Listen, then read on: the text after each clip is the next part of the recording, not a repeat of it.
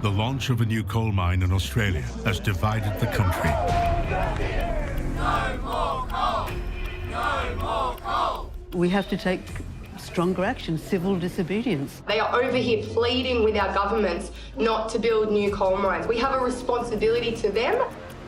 An energy giant seeks to generate electricity in India and create jobs across Australia. The opportunity is to feed the very, very best coal to those plants. We have an industry to be super proud of. Adani is a revolution for us in Central Queensland because it's going to give job opportunities. But some fear the impact on Australia's natural resources. Our own government is destroying the Great Barrier Reef. We've lost about half of all the corals of the Great Barrier Reef. With communities bracing for impact in their neighbourhoods. Yeah, that's a water bomber. He's gone back to the airport to refuel because there's a fire still going over the back there. In 30 years, when we've got raging bushfires, our water's running out, we can't grow crops anymore. Can the Australian government fight the realities of climate change? We're getting more cyclones, we're getting monsoonal events, and climate change is a big issue.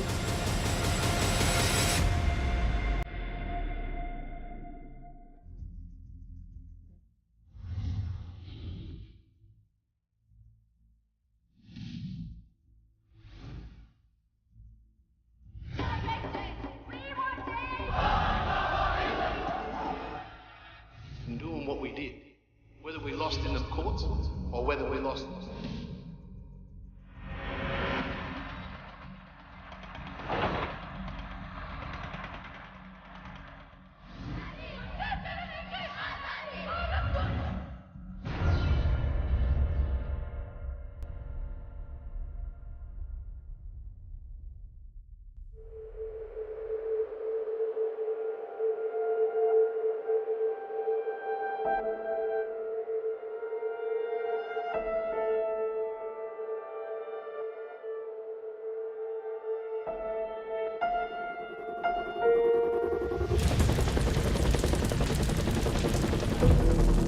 Queensland, Australia. Suburbs in the southeastern tip of the country are engulfed in bushfires. Catastrophic hot, drought-like conditions with wind speeds of 90 miles an hour. The fires spread fast. People are evacuated to safety, while more than 20 homes are burnt to ashes. Rescue services use aerial bombers to douse the fires, now spread over 4,200 acres. An emergency is declared in vast swathes of Queensland. In May 2019, 65% of Queensland was declared to be in drought. Water supplies for farms and homes are running dry.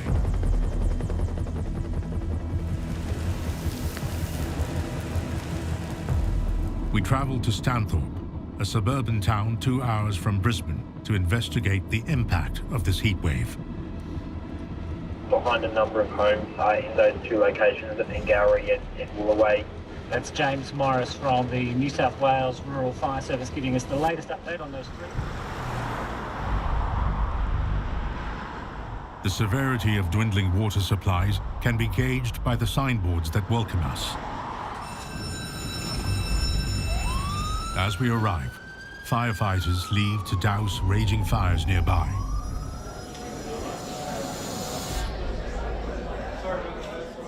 Stanthorpe's community meeting is called. Local police and the mayor have urgent announcements. Exclusion zones, and I can't stress enough, they are exclusion zones for safety reasons. We've got trees that have been burnt out in those dry root systems that could easily fall over on cars. There's power lines down. You can see the direction the wind was going, and did it with speed and with ferocious flames. The residents are holed up inside the centre, unsure if their homes have survived the blaze.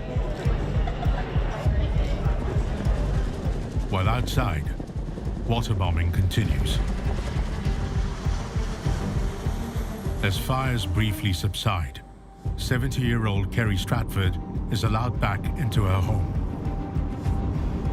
This was all I light on Friday night. I watched all this burn. And that house that's up the top there is called the Eagle's Nest. And I'm surprised the Eagle Nest escaped because that was just burning. They had to call the fireys back there yesterday to put some stuff out. But it got up to there, it stopped there. So there must have been a heap of fireys here. See that brown thing behind those rocks? That's melted. There's a little car. That's a water tank. It's melted. The top of it's melted and there's water in it. That's how hot the fire was. Kerry's home miraculously survived. The fire stopped a few meters from where she lives. When you're faced with not having a home to come back with, and that's the thing, that's still getting to me, how lucky I am that my home survived. I've got my late husband's voice on that. That's the only thing I've got of hearing him talk. And that was when it snowed here on the 17th of August, 2015. That's when it snowed. They evacuated those people out of there. The hardest thing is when you get the knock on the door. You know it's coming from the police saying, get out. And I said, oh yeah, I've got everything packed, everything ready. And he said, well, make sure you go. Stantop's remaining water supply is being sacrificed for firefighting. Well, the fact that we've been in drought up here for so long, we haven't had decent rain for a good 2 years now. We've had spasmodic rain. Our dam, if you go just have a look at Steln King Dam, that'll shock you, because that's really shocking out there. We're on severe water restrictions. We'll be out of water at the town here by December. And I don't know if they're using the water from our dam out there to fill the fire bombers for this. I don't know where they're getting the water from. The fires have shattered livelihoods, animal habitats, water supplies, and agriculture. According to the Climate Council of Australia, economic loss due to reduced agricultural productivity is projected to exceed $19 billion by 2030, $211 billion by 2050, and $4 trillion by 2100. Reusing water has now become the only way to survive the drought in many parts of the country. Still my bath water's in there, because I saved that. Right, and then I use my bucket that I've got there in my washing machine. I'll have to give that a rinse out. There's all ash inside there from the fire, from the ash that come through. So I bucket it with that bucket in there, wash my clothes in it, hang it out, then put it out into the bucket, and then it goes on what plants I've got to keep alive. That's the only way you water your plants. You're not allowed to outside water your plants. There's no doubt the climate is evolving. It is changing. But I know that we're getting a few degrees warmer each year. You know, we've noticed a big increase in the global warming. But I don't know how you stop that. There's something definitely happening with the Earth. The State of the Climate 2018 report for Australia reveals a land surface temperature increase of 1 degree Celsius.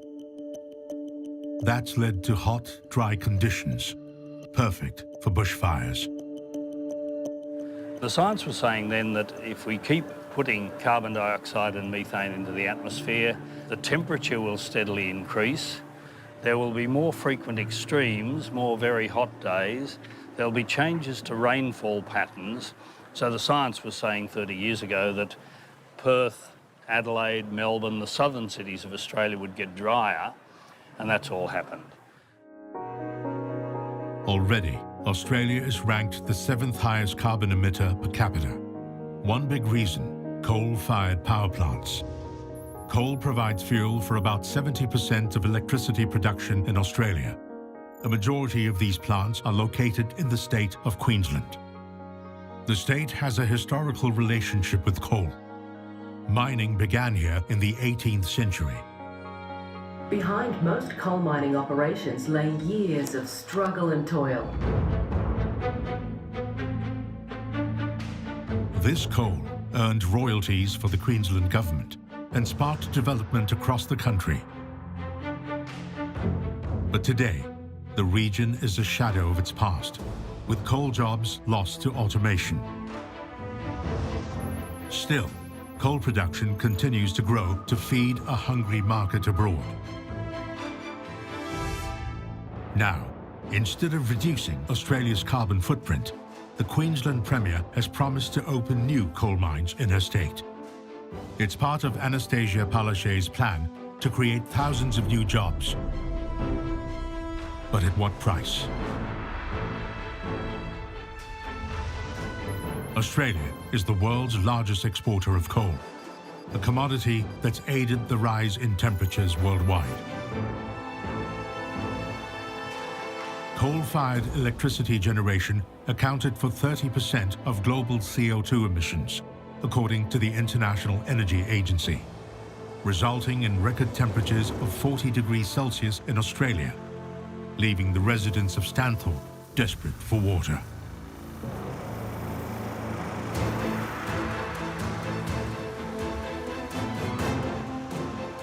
As rescue services scramble to save lives, Queensland's Premier calls for an emergency press conference.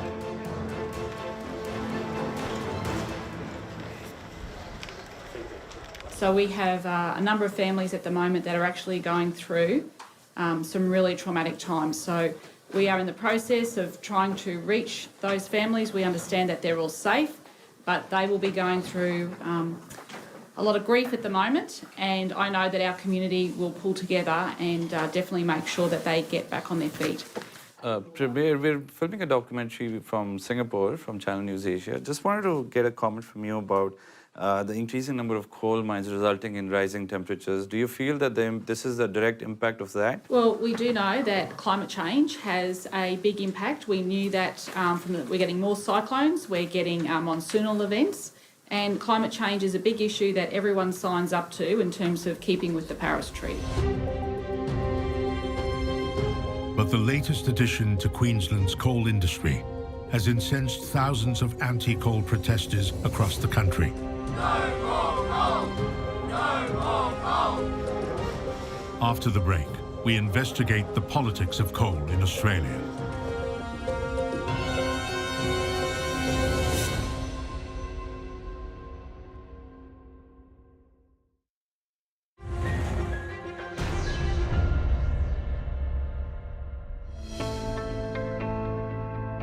Two-thirds of extreme weather events in the last 20 years were caused by human activities. The Paris Agreement signed in 2016 aimed to curb emissions to minimize temperature rise by 1.5 degrees. If current trends continue, the world is likely to pass the 1.5 degrees Celsius mark between 2030 and 2052, unless it finds a way to reach net zero emissions. Amid this alarming situation, the state of Queensland announced new coal mines to boost the economy and create jobs. That's when Indian billionaire Gautam Adani announced plans to build a mine at Carmichael, a rural outpost in the Australian outback. At the time, Carmichael was to excavate 60 million tonnes of coal a year. That figure has since been scaled down. In effect, what we're building now is a 10 million tonne per annum coal mine. We're just one of 125 operating coal mines in Australia. We'll be building 200 kilometres of greenfield rail construction to tie into the existing network. So combined, that will represent around $2 billion Australian investment to be able to get us into production, and we'll see that coming online in 2021. The mine would be located on the Galilee Basin, 160 kilometres northwest of Clermont. It will also feature a rail line connecting the mine to the Abbott Point terminal. The opening of the Carmichael Mine is expected to attract more investments in the mining sector, which activists say would increase greenhouse emissions that trap heat and make the planet warmer. Roughly 30% of the world's greenhouse gas emissions came from electricity production from coal and gas in 2018. Australia's mining sector, once the backbone of the economy, is in a long, protracted slump. I think a lot more businesses are going to close, which a lot have already closed, haven't they? They've had to close their doors because there's no people in the town. People have to move away because there is nothing here, you know. The younger generation's got no future. Yeah, that's right. The younger generation of Bowen, they've got nothing. What do they turn to? Well, look around. I mean, the town's dead. Completely dead. And the town needs employment real bad. There's nothing here for the younger generation. They all leave town. Adani announced thousands of jobs to be created over the next few years. A prospect much welcomed by the mining community. Pro-Adani movement was centred around jobs, jobs for the community. Claremont's a very strong mining town. I think it was founded on copper mining back in the 1800s and obviously then gold. And the people of Claremont, following the investment and in town and the ability for those people to gain jobs, was very pro-Adani, I think. I believe that mining's important. I don't think that it's sustainable to think that we can go straight from coal-fired power to natural resources like wind or solar. But I think they should work hand in hand. A number of people locally work in the mining industry, so a lot of them are quite keen, I believe, to get more jobs going in that area. Unemployment here hovers above 9%, compared to around 6% in Queensland as a whole. That's why Bruce Hedditch is busy promoting the Adani mine. He started the Go Adani campaign. It's going to generate a lot of job opportunities for Central Queensland. The Queensland government last year received $3.8 billion in coal royalties from coal mines throughout this state. $3.8 billion. Next year, the Queensland government will spend $3.9 billion on interest on loans. Now, the opponents of Adani and coal are asking us as a community to stop coal exports, stop the royalties coming through. I would love someone to tell me where the $3.8 billion is going to come from. For a town devoid of jobs, it's a polarising question of unemployment versus the environment. There are questions about whether or not the mine will pay appropriate royalties or any royalties to our state government, and huge concerns about the fact that there won't be that many jobs provided and that the company has effectively massively exaggerated the jobs that they say it would provide. Adani's initial promise of thousands of new jobs was challenged by a court testimony.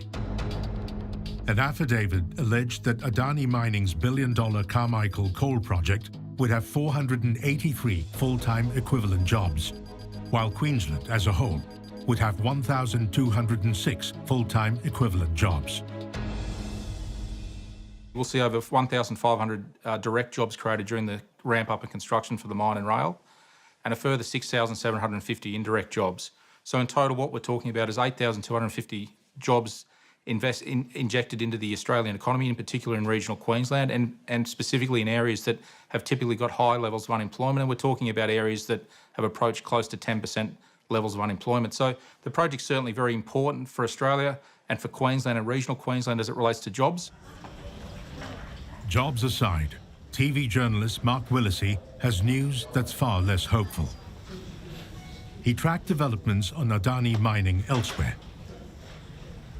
The company was charged in Zambia with polluting a major river and convicted.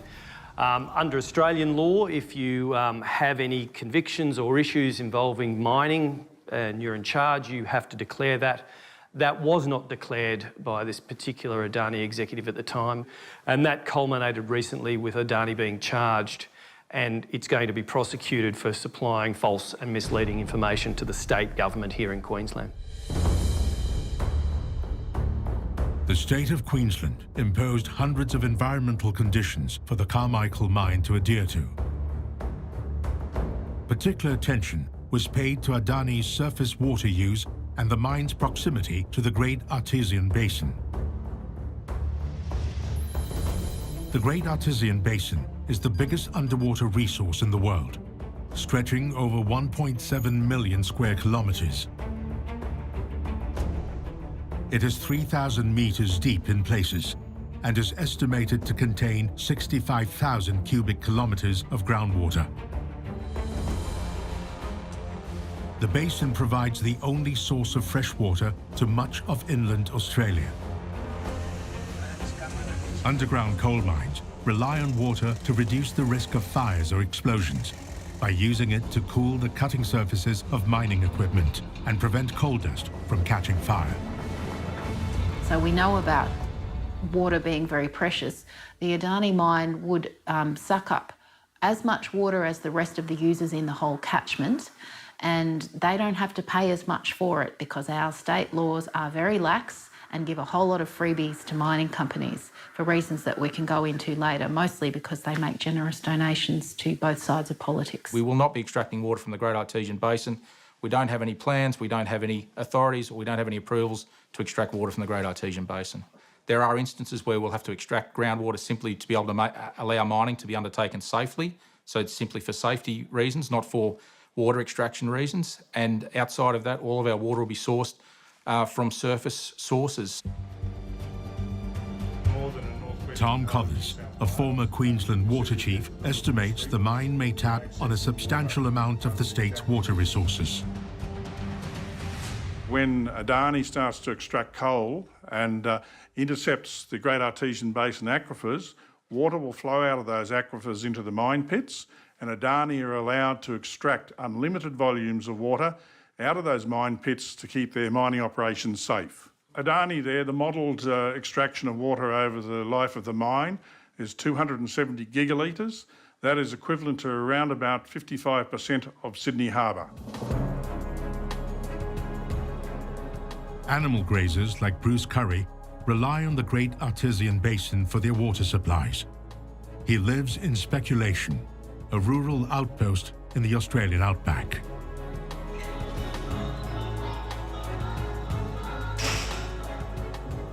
People can't exist without water. If you want to know what I'm talking about, turn your water supply off for 2 days and try and survive, regardless of where you are. Because what's happening here, they're turning our water off for perpetuity. When they destroy it, it's gone forever. Along with wife Annette, the Currys have been running this farmland for generations. This is the coal seam they want to dig out. It's the D coal seam. This is where we draw our water from, which is the clematis sandstone, and that is part of the feed into the Great Artesian Basin. The only thing is, once they mine that coal seam out, they have a process called longwall mining. And what it does is, once the coal comes out, they just collapse all the strata above it. So what that'll do, it'll drain that clematis sandstone. So basically, it'll destroy our water supply and it'll destroy part of the feed into the Great Artesian Basin, and which will impact on the integrity of the Great Artesian Basin. Bruce's worries about destroyed water supplies inspired him to go on a fact-finding walkabout overseas. He wanted to see what the future of speculation might look like, way out in India.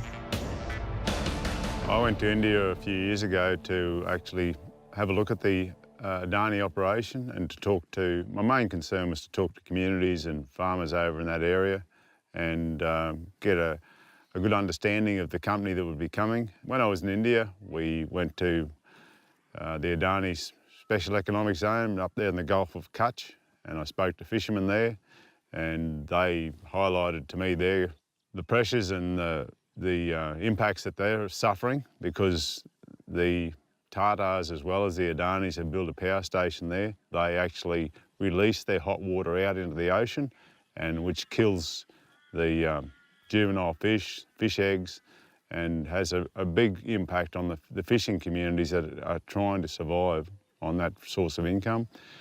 They're also not doing anything about the fly ash that's coming out of their smoke, the stacks of the power station, and that fly ash is going across farmers' lands. Bruce is unsure if similar damage to the Great Artesian Basin is reversible. Once the mine starts and the dewatering starts, whether their findings are accurate or not, they cannot repair the damage. And the water is mined forever. It's lost for perpetuity. Regardless of how big their mistake is, they cannot rectify it. They cannot correct it, and the impacts is there for perpetuity. As the climate gets hotter and drier, water is even more precious. Farmers like Bruce want their groundwater to be protected from any damage. It is a shame that more people aren't aware of what the Great Artesian Basin's all about. It's, you know, one of the biggest freshwater, underground freshwater sources in the world. And it's not polluted, it's not contaminated, it's environmental terrorism. But the money we've made and the life we've lived on spec, and to think that they can just, through the flick of a pen, take that away from us, it's not fair and it's not right. Like, when you went to India to have a look at those poor farmers over there, I don't begin to understand how that has affected their family. What will we do? After a prolonged legal battle, the Adani Carmichael Mine has received the environmental clearances it needs. But the opposition to its construction continues. After the break, we go underwater to investigate the impact of rising greenhouse gases on the Great Barrier Reef. There's parts of the Great Barrier Reef where you can drive on a boat or swim for kilometres without seeing a living coral.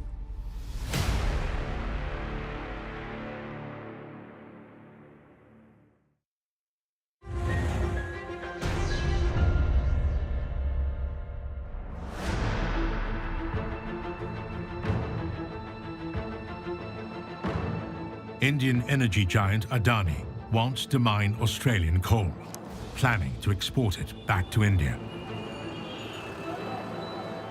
Adani is the largest private thermal power producer in India, with an installed capacity of more than 12,000 megawatts. But they're ramping up production in India. Adani stands to gain from the rising need for power in developing South Asia.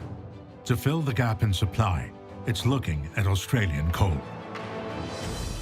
Our coal will be shipped through Abbott Point port operations. It's been operating for over 35 years in an environmentally responsible way. There's thousands of ship movements through the Great Barrier Reef every year.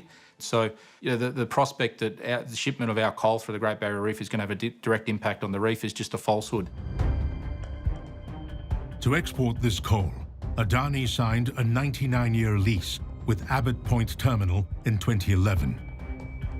The deal cost Adani roughly $2 billion Australian dollars. A few years back, there was a plan for massive expansion of ports in the Great Barrier Reef, and there's basically 6 big ports already, and there was a hope by industry, with their hand being held by government, to expand those ports to ship more coal out and more liquefied natural gas out through the Great Barrier Reef to world export markets. Now, the problem with making ports bigger and deeper is that it requires a huge amount of dredging. So the huge impacts from that dredging were a very, very big concern to marine scientists. The developments surrounding Abbott Point Port are being keenly watched by coral expert Charlie Verrin. That's because of Abbott Point's close proximity to the Great Barrier Reef Marine Park. The Great Barrier Reef is the world's largest coral reef system, composed of over 2,900 individual reefs, large enough that it can be seen from outer space. This is the world's biggest single structure made by living organisms. Reefs occupy just 1% of the world's marine environment, but they provide a home to a quarter of all marine species, including unique fish, turtles, and algae. A large part of the reef is protected by the Great Barrier Reef Marine Park, which helps to limit the impact of human use such as fishing and tourism. The reef has lost more than half its coral cover since 1985. High temperatures cause mass coral bleaching due to warm ocean waters. A coral reef is a very competitive environment. Everything competes with everything else all the time. So corals have got this symbiosis with the algae, and that produces food and oxygen. But if you raise the temperature just above the absolute temperature tolerance that the corals have, the algae produce too much oxygen, and that kills them.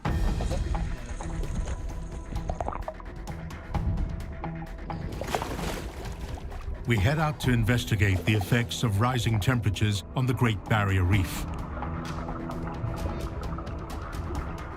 Charlie Veron is out to collect evidence. He's hoping the remaining reef might be spared from rising temperatures. There's parts of the Great Barrier Reef where you can drive on a boat or swim for kilometres without seeing a living coral. So the worst affected is total death of the whole reef. And we see that in a few reefs, but the majority of reefs of the Great Barrier Reef have not been wiped out by any means, but they have been quite severely damaged. Reefs protect coastlines from flooding during extreme storms, which is why saving corals is critical. As the seas warm, and they're warming gradually every year, the increase that threatens corals warms incrementally just each year. It gets more and more threatening. And whether that kills the coral or not depends on the amount of time it's exposed to these maximum conditions, maximum temperature conditions. That varies in patches all over the ocean surface, but it is increasing year by year, and that will continue. Charlie is now retired, but has spent his life raising awareness of coral bleaching. The other is direct lying, direct telling of lies by politicians. When, for example, politicians say that Australia is meeting all its obligations under the Kyoto, under Paris Agreement, Australia is going absolutely nowhere near meeting its obligations. Now, it is not possible for a politician to not know the truth, because scientists know the truth. Scientists tell the politicians. It's all in publications of all different levels. So if you want to say we are meeting our obligations under all these treaties that have happened, you are not telling the truth. And again, that's political. A report card by the government's Australian Institute of Marine Science wasn't encouraging. Rising water temperatures are likely to cause more coral bleaching, producing irreversible damage to the reef. Scientists expect the coral may recover over the next 5 to 10 years, but only if another mass bleaching event doesn't occur during that time. That's unlikely, given the current trajectory of climate change. In 2015, Australia Institute put the Carmichael Mine's expected emissions over the next 30 years into perspective. It believes the annual carbon emissions of this single coal mine would be 3 times the average annual emissions from New Delhi, double those from Tokyo, 6 times that of Amsterdam, and 20% more than New York City if the mine produces 40 megatons per year. Adding more carbon dioxide from mines can potentially threaten thousands of animal species that rely on the reef, not to mention the $6.4 billion in tourism revenue and 64,000 full-time jobs the Great Barrier Reef provides to Australia.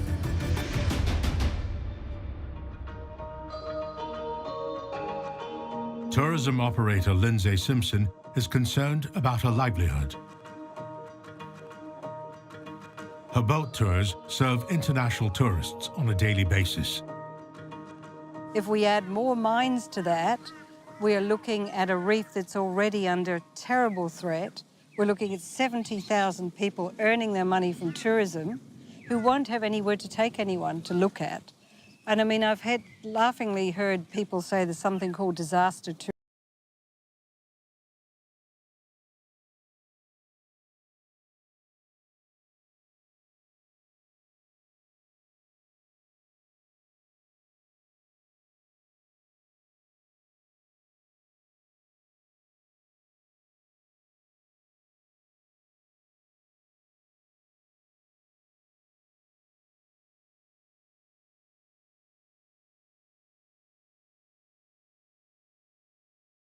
In India, he was going to give all these jobs to locals.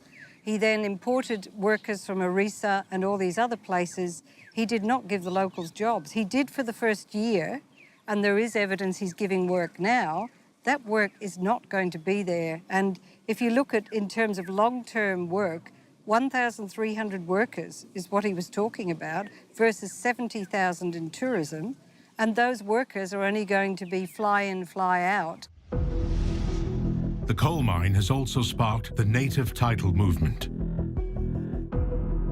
Every mining project in this country, it tends to be out in remote country, and a lot of that country is traditional Aboriginal country, and under Australian law, Aboriginal people from those areas can claim what they call native title, and that's a form of guardianship over these lands.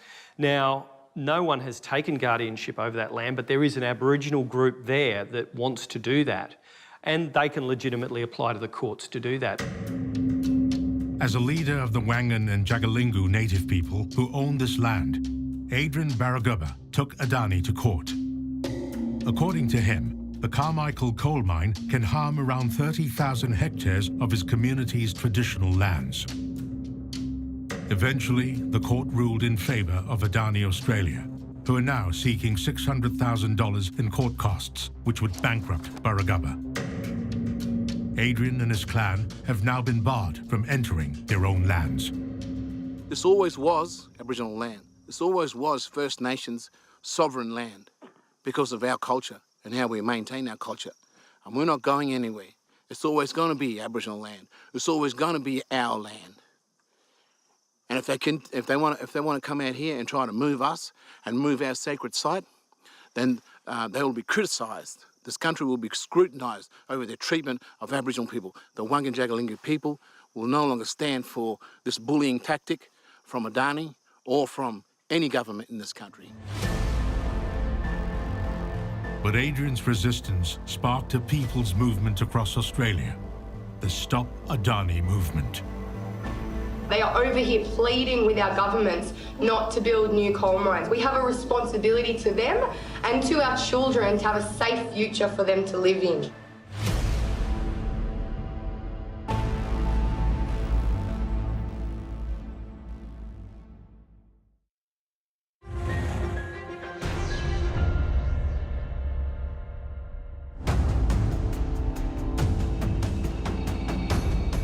The opposition to Adani's Carmichael Mine has sparked a grassroots environmental movement across Australia.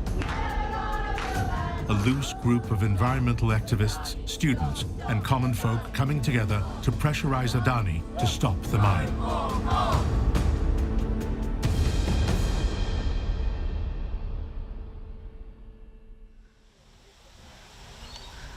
Some of them have gathered at Camp Binbee. It's called the Stop Adani movement. We've been given exclusive access to the camp after much deliberation and background checks.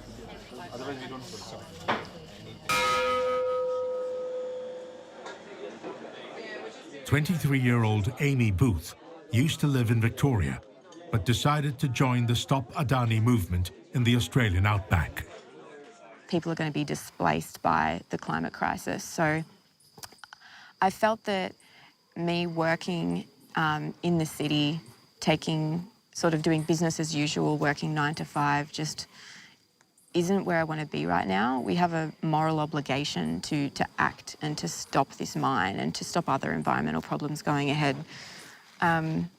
So I'm willing to put my life on hold for the moment to do what I can to stop projects like this from going ahead, because this isn't just about this particular area. Every project that is a fossil fuel project is adding to CO2 in the atmosphere, and that affects the entire globe.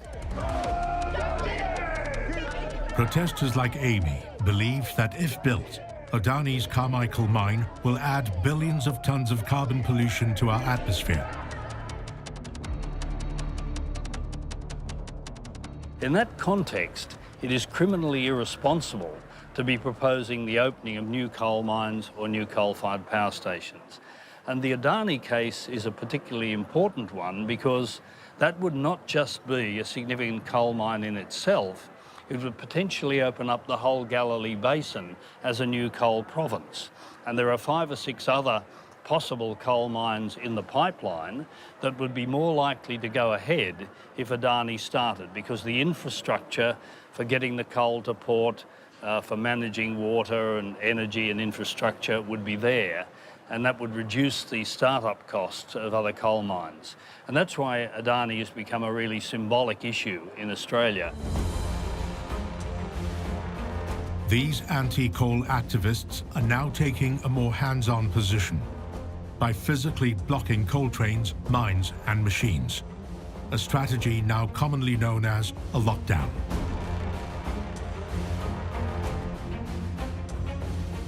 On 22nd July 2019, protesters set up a blockade outside the Abbott Point port. About 20 members of the environmental group gathered outside the port entrance at 7 a.m. What are we here for? This footage was filmed by Amy as her co-protesters, 22-year-old Emily Starr and 20-year-old Matilda Hesselin, locked themselves to a concrete barrel.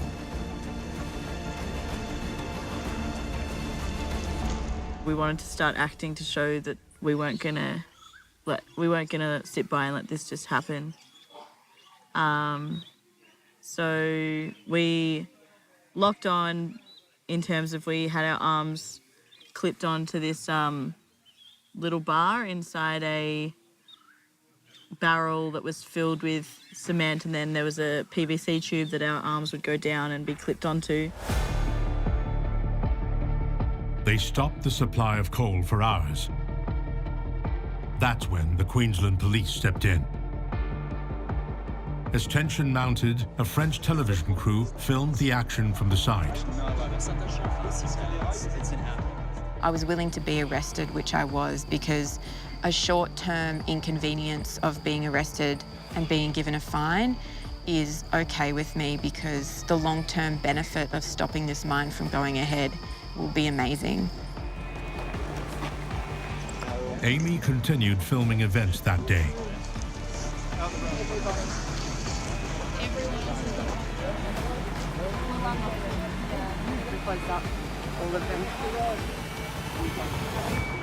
The journalists and activists are detained and charged with trespassing on the railway line.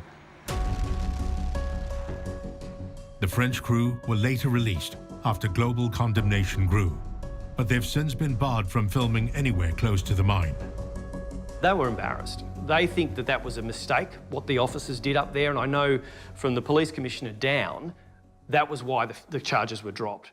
So it was some overzealous policing by those police officers up there. Emily and Matilda are now facing a court hearing at Bowen, uncertain if they'll be allowed back into Camp Binbee. We're hoping that no curveballs will be thrown when we get in there, but it'll likely just be sort of, well, we're hoping it'll be a fine with no restitution order against us, but we're not sure what it will be really. Magistrates can do whatever they like. After an hour, they come out of the court.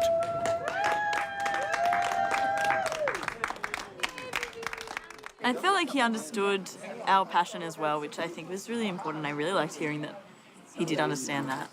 Even if he didn't necessarily agree with it. Yeah, yeah. I think that in Australia we have a huge problem, and in many places around the world we have a huge problem where the political systems are broken, and that's why we've come to do these kind of actions, because we feel like these are the only sort of things that can put enough pressure on political systems to fundamentally change, rather than just sort of put a band-aid on the issue.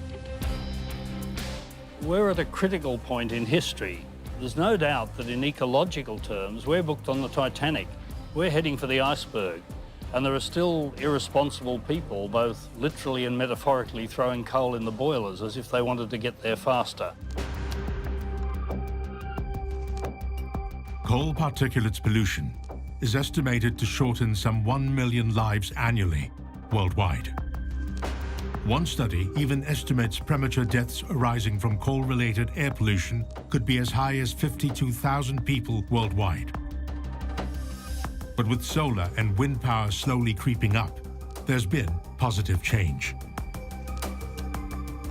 Coal's use has been on the decline in Europe and the US amid cheaper alternatives. Adani Australia is promoting solar power as a means to bridge the gap between coal emissions and the global push towards renewable energy. Rugby Run, which has an initial capacity of 65 megawatts, is located near Moranbah. It's not a question of renewables or coal, it's renewables and coal. And so from our perspective, we've got over 2,385 megawatts under operation in relation to solar. And we've got another 2,340 megawatts currently under construction of solar capacity. So in short, we've got in excess of 4,700 megawatts of renewables capacity in our portfolio. That's a mixture of solar, principally solar, but we've also got hybrid in there as well, including wind. So we see that moving forward, in order to meet the developing world's energy demand requirements, it's going to continue to require underpinning baseload coal-fired power generation, in addition to renewables through the likes of solar, wind, hydro and so forth. Many believe the solution to Australia's coal dependence has to come from within the political sphere. The Australian Greens run on 4 core values: ecological sustainability, social justice, grassroots democracy, and peace and non-violence. We were just sitting in Parliament, and the best thing about that whole experience was that we could hear you more than we could hear them.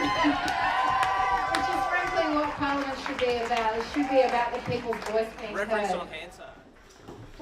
The Greens have a plan to phase out coal and create a jobs boom in the renewable energy export industry. We have great economic potential in clean energy here in Queensland, in Australia, globally. We know that there's more jobs in renewables. We know that renewable energy can do the job. We've now got the battery storage, the solar thermal, the ways of making clean energy at 24/7 and dispatchable. There is no reason to not go down that path and actually safeguard humanity.